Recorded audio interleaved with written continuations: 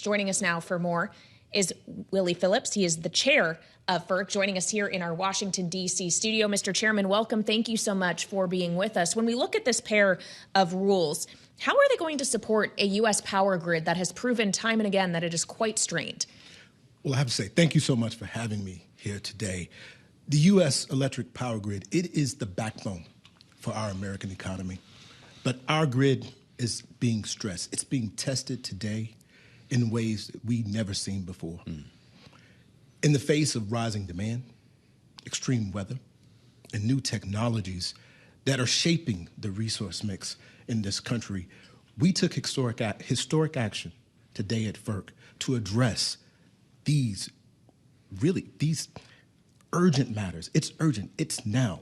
We have to act now to plan for the future, because if we don't, we doom the reliability of our system. America cannot wait. You must be getting calls about AI and data centers every day. This is all we're hearing about. When Constellation reported earnings last week, the entire conversation was not about how do they open a new nuclear power plant. It was how do we get data centers tied to nuclear, because there's not enough power available here to train all these language models that are going to apparently change our lives in the next couple of years. What is FERC going to do about the demand alone from AI? You know, you're absolutely right. I hear from leaders across our industry all the time talking about how the unprecedented demand and load that they're seeing from data centers that's empowering this AI revolution that we're seeing around the country. It's in Ohio. It's in Virginia, which is the data center capital of the United States. We see projections that Ohio is going to put as much load on a system that's equal to the total amount of load of Manhattan. Wow. In the near term. This is a problem, again, for the nation's grid. And so our rule, it's going to help bring on more generation. It's going to help us. There's no one thing that we can do that can address the reliability needs of our system than long-term and regional planning. Do you expect that these rules, though, will run into any legal issues, potential litigation, as if the federal regulator is coming in to potentially step over state regulators in some cases? I can tell you this as a former state regulator myself. I look carefully at these rules. We had over 15,000 pages of public comments from 200 individual parties. I am extremely confident that these rules are legally durable and that they will be upheld. That's a fact. Texas remains an exception to the national grid, if I can call it that. What happens if Tesla starts cranking up these data centers, or if this AI demand starts coming from Texas? Will they play along? So Texas, of course, you mentioned they're proud of the fact that they have their own independent grid. But let's be clear, Texas is also a bellwether.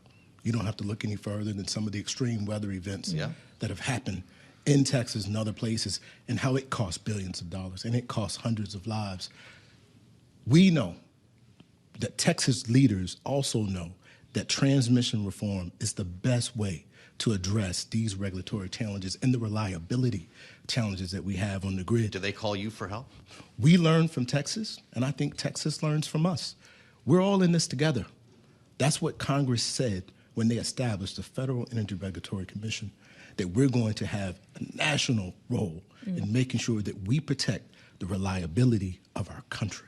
Which is much more difficult in terms of reliability when you are seeing those extreme weather events and climate-related events that you were just alluding to. Obviously, these rules are intended to make sure there is more investment in transmission, but I would imagine none of this happens overnight when we're seeing these kind of weather events in real time. How fragile is the grid in this moment in terms of exposure to that kind of thing? Look, we know the grid is under stress, and we know that things take a long time. They take too long to build a new transmission. That's why these rules are so important. It will speed up the time that it takes to bring these resources that are waiting in the wings to come on. This rule is the best chance that we have to protect the reliability and affordability for our consumers. Imagine this. Imagine you're a senior. You're at home. It gets cold. The lights go out. It gets colder. You're maybe a little confused, and you freeze to death in your home. That's what happens.